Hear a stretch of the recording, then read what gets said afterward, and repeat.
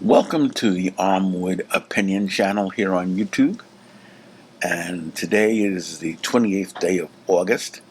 I haven't been on for quite a while this month. A lot has been going on. I decided to take a little break, and I've also been, to be quite honest with you, disturbed by so many of the stories in the news.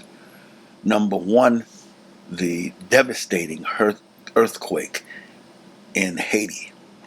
Haiti just seems to have gone through so many things throughout its history. It's almost like a cursed land, and the people of Haiti have been so resilient, and they have such a powerful story to tell. The only successful slave rebellion in human history.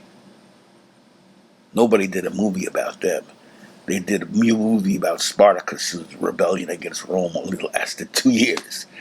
The Haitians beat the French, the Spanish, the Americans, and, they've gone through so many disasters. I mean, they've been extorted by warships by the French up until 1948, demanding reparations after the French enslaved them. I mean, just the incredible horror of the way the Haitians have been treated. And then they've had two devastating earthquakes in the past 21 years. I think one in 2010 and now this one in 2021, with thousands of people dying. They need aid. And unfortunately, the American news media has been largely ignoring them because of what's going on in Afghanistan. Because Joe Biden decided that he was going to put a deadline of the end of August on American evacuation from Afghanistan and make it a solid, fixed deadline no matter what the conditions were. This was not intelligent. This was not smart. His generals told him that this was not the way to do it. But did he listen? No, because Joe Biden is a stubborn old man. And it has nothing to do with him being an old man. He was like this when he was young. He's not the brightest guy around. I remember him when he was a young 29-year-old senator from Delaware opposing integration of the public schools to end racial segregation and siding with Southern segregationists. And civil rights organizations tried to tell him, the NAACP, the Congress of Racial Equality, tried to tell him. But no, Joe Biden thought he knew more than the rest of us. He was wrong. The schools are still segregated. People were getting beat at that time in Boston, and he was on the wrong side. I always bring this up because I don't like Joe Biden. I'll be perfectly frank about it. I voted for him because I was voting against Trump. I was not voting for Joe Biden. I think he's dumb. I think he's ignorant. He's not well educated. He went to schools that I wouldn't even have thought of going to. The University of Delaware for undergraduate and law school. Oh my God. Those are very low-ranked schools. I mean, Joe Biden is not a smart guy. He got to be Obama's vice president because he was the dumb white guy that Obama needed to go after dumb white males. He was from Harrisburg, Pennsylvania, and Delaware. He was okie doke. Obama really wanted Tim Kaine, but he took Joe Biden so he'd get the okie doke vote. It was a political choice. Biden got the nomination this time because he could get those same okey doke people to vote for him when he was running against an okey doke dummy named Trump. That's what it's about. I'm being real frank about it. I'm being real. I'm not holding punches on this because people are dying because of Biden's stupidity. Plain and simple. People are dying because of Biden's stupidity.